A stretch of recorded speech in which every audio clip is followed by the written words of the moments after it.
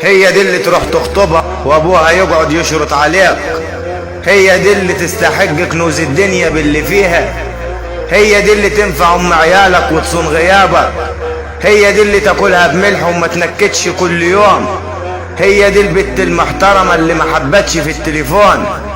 هي دي اللي هتقضي مصالحك وتخليك تعيش مرتاح. هي دي البت الغلبانة اللي تعاشرك في قصة كفاح. هي دي اللي تربي عيالك على الأدب والاحترام. هي دي اللي تنفع أم تربي عيالها على النظام.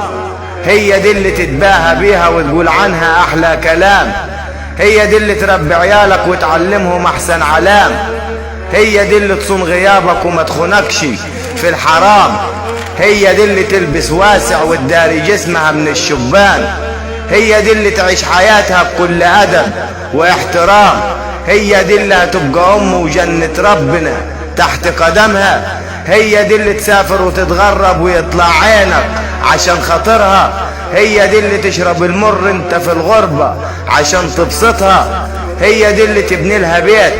هي دي اللي تبني لها فيلا. هي دي اللي ما ينفعش في يوم تحس انك مقصر معاها. هي دي اللي يطلع عينك عشان تخليها اسعد انسانة. هي دي بنت الحلال.